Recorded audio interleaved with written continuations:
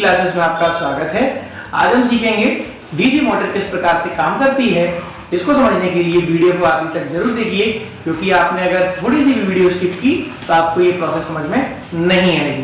तो चलिए शुरू करते हैं। बच्चों, इलेक्ट्रिक मोटर का यह भाग स्टेटर और यह भाग आर्मेचर कहलाता है। आर्मेचर को ही हम रोटर कहते हैं, क्योंकि यह रोटेशनरी पार्ट होता है, इसलिए हम इसको रोटर कहते हैं। जब हम इसको स्टेटर के अंदर प्लेस कर देते हैं तो इन दोनों के इलेक्ट्रिक फ्लक्सेस एक दूसरे से इंटरलिंक हो जाते हैं। आप ये देख पा रहे हैं कि यह जो स्टेटर है ये इलेक्ट्रोमैग्नेटिक स्टेटर है। जब हम इसके अंदर रोटर को जब प्लेस कर देते हैं तो इन दोनों का मैग्नेटिक फ्लक्स एक दूसरे से इंटरलिंक हो जाता है और फ्लेमिंग लेफ्ट हैंड रूल के अनुसार यह स्पिन करता है। आपको ये समझना होगा कि ये जो स्टेटर है ये इलेक्ट्रोमैग्नेटिक स्टेटर है। इसके अंदर कॉपर वाइंडिंग है। कॉपर वाइंडिंग करने से और बाहर से इलेक्ट्रिक सप्लाई जब हम इसको देंगे तो ये इलेक्ट्रोमैग्नेटिक बिहेवियर दिखाने लगेगा। इसको समझने के लिए हम इसको 15 वोल्ट लगभग का डीसी सप्लाई एक्सटर्नल सोर्स से हम इसको देंगे। यहां पर हमारे पास में आप देख पा रहे हैं इस स्टेटर के अंदर 4 कनेक्टर हैं, जिसमें 2 कनेक्टर आपस में जुड़े हुए हैं और 2 फ्रीली कनेक्टर हैं, जिसमें हम ये ब्लैक वायर और रेड वायर को कनेक्ट करेंगे। ब्लैक वायर नेगेटिव टर्मिनल को शो करता है, रेड वायर पॉजिटिव टर्मिनल को शो करता है, और हम इसमें कनेक्ट कर देंगे और देखेंगे कि किस प्रकार की इलेक्ट्रोमैग्नेटिक प्रॉपर्टी इसके अंदर जनरेट हुई है। यहां आप ये देख पा रहे हैं कि इसके अंदर लगभग 1 एम्पियर करंट इस वक्त शो हो रहा है, यानी कि इसके अंदर इस वक्त 1 एम्पियर करंट लगभग सप्लाई कर रहे हैं हम, और इसकी वजह से इसके अंदर किस प्रकार की इलेक्ट्रोमैग्नेटिक प्रॉपर्टी आई है वो आप देखिए।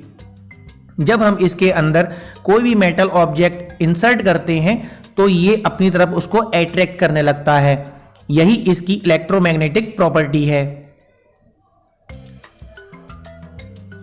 ये कम्यूटेटर है। ये कम्यूटेटर का काम होता है कि अल्टरनेटिंग करंट को डायरेक्ट करंट में कन्वर्ट करना और डायरेक्ट करंट को अल्टरनेटिंग करंट में कन्वर्ट करना। परंतु ये हमारी डीसी मोटर है, इसलिए एक्सटर्नल हम जो इसको सप्लाई देंगे वो डीसी होगा और ये आर्मेचर को अल्टरनेटिंग करंट में कन्वर्ट कर देगा, जिसकी वजह से इसके अंदर इलेक्ट्रोमैग्नेटिक फील्ड जनरेट हो जाएगा। हम इसको और बेहतरी से समझने के लिए इलेक्ट्रोमैग्नेटिक स्टेटर का उपयोग ना करते हुए परमानेंट मैग्नेट का उपयोग करेंगे, ताकि आपको ज्यादा से ज्यादा समझ में आए। जब हम इसको इसके नीचे प्लेस कर देंगे और जब हम इस आर्मेचर को इलेक्ट्रिक सप्लाई देंगे तब आपको ये पता चलेगा कि इन दोनों के मैग्नेटिक फ्लक्सेस एक दूसरे से इंटरलिंक हो जाने पर ही यह रोटेशनरी पार्ट यानी कि आर्मेचर स्पिन करेगा। इस वक्त आप ये देख पा रहे हैं कि यहां पर हमारे पास में जो ये 2 इलेक्ट्रिक सप्लाई के जो टर्मिनल्स हैं, जब हम इसको कम्यूटेटर पर कनेक्ट करेंगे तो कम्यूटेटर पर कनेक्ट करते ही इसके आर्मेचर में इलेक्ट्रोमैग्नेटिक प्रॉपर्टी आ जाएगी, और नीचे जो रखा हुआ स्टेटर है ये ऑलरेडी परमानेंट मैग्नेट है, जिसकी वजह से इनके फ्लक्स इंटरलिंक हो गए हैं और ये देखिए स्पिन कर रहा है। जब हमने नीचे से इसका स्टेशनरी परमानेंट मैग्नेट हटा दिया तो केवल और केवल इसके आर्मेचर के अंदर मैग्नेटिक फ्लक्स है, परंतु बाहर से कोई मैग्नेटिक फ्लक्स ना होने की वजह से यह मूवमेंट नहीं कर रहा है। जब हम बाहर से परमानेंट मैग्नेट को इसके पास लेके आते हैं तो दोनों के मैग्नेटिक फ्लक्स एक दूसरे से इंटरलिंक होते हैं, तो ये फिर से मूवमेंट स्टार्ट कर देता है। इसके कम्यूटेटर पर जब हम इलेक्ट्रिक सप्लाई देते हैं तो उसकी वजह से इसके अंदर इलेक्ट्रिक स्पार्क भी होता है, जैसा कि आप देख पा रहे हैं। हम इसके स्पिन मूवमेंट को 2 तरीके से स्पिन करा सकते हैं।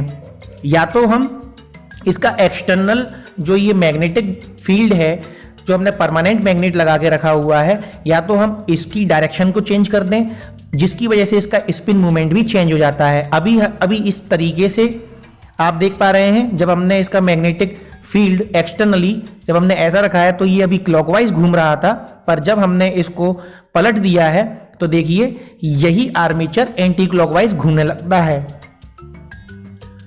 दूसरा तरीका है कि हम जो इलेक्ट्रिक सर्किट है, इलेक्ट्रिक सर्किट के इसको ही डायरेक्शन चेंज कर दें।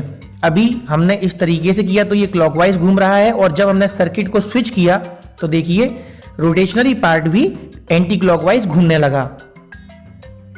इसको और बेहतरी से समझने के लिए ये इलेक्ट्रिक कार्बन ब्रशेस हैं। जब हम इसके जरिए इलेक्ट्रिक सप्लाई देते हैं तो आप देख सकते हैं कि इसके अंदर करंट सप्लाई होता है कम्यूटेटर के पास में जाके, और ये मूवमेंट करने लगता है, परंतु ये पहले के मुकाबले बहुत ही धीमे मूवमेंट कर रहा है, क्योंकि इसके अंदर बहुत ही ज़्यादा हाई रेजिस्टेंस होता है।